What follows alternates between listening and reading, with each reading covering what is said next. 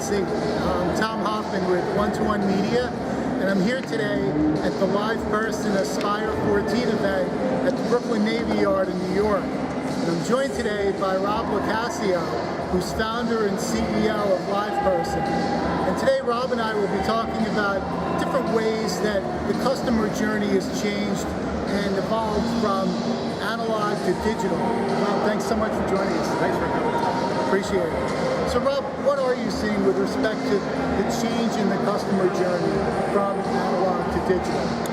You know, we always think of the web experience of like someone comes to the website, but I think there's something similar, which is today the majority of communications with our friends and families, like we're messaging them all day on our mobile devices.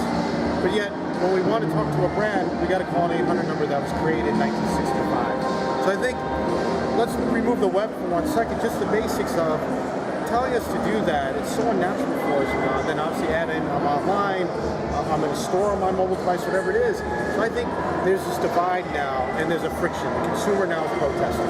You know, as we showed today, they post stuff online, like Comcast. You saw a couple of weeks ago, the guy recorded the 1-800 call. It was terrible. 5 million people reviewed it. About 60,000 articles written about it, and now even New York State now is reviewing the Time Warner Comcast merger to say this is going to provide good service. So it's really important now to bring digital together with what the consumer wants.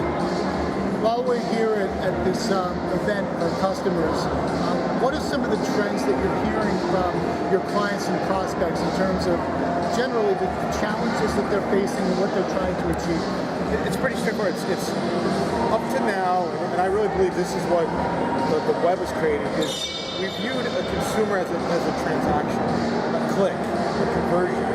So what everyone in this room is now thinking is they're not transactions, and we treat them like transactions, they come and go like transactions. So everyone here, like banks, are thinking, oh yeah, we have them self-servicing on mortgage applications on the web, but we gotta create connection with them. These guys are our customers. So everyone's really grappling with self-service. That's our mentality, with connection with full service. As you look ahead and think about different ways to provide support to customers, how is that being reflected at the event here? What are some of the new capabilities? So, you know, I really believe mobile for what we're seeing here. We have the LiveEngage platform, which we just released, and above that is a way for really to connect consumer to business in a real time. We call it meaningful connection. So meaningful is about real time, the way the consumer wants it. It's got to be intelligent with data behind it. So we're powering that on the platform. But I also think manifesting that, we showed some mobile integrations where me as a business owner could be on my mobile device, because I'm a small business owner, and there's a consumer on my site, and even if I'm out to dinner, they can connect with me. So we're really looking at how do we have that connection online, mobile, but always be connected to our customers, and the LiveEngage platform allows that. Rob, can you also talk a little bit about some of the different ways that your clients, say in financial services versus wireless carriers, how they treat and approach customers via chat differently?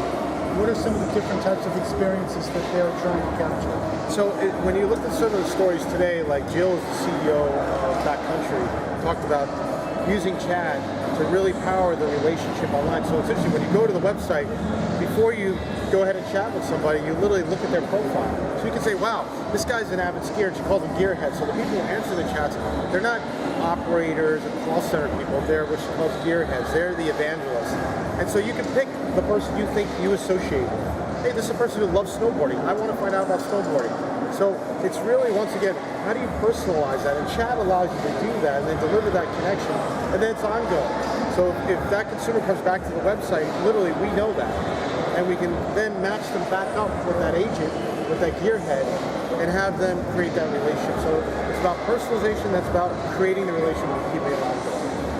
For prospective clients, when you have discussions with them, are there common challenges that they're facing as they're looking to get more involved in the use of chat?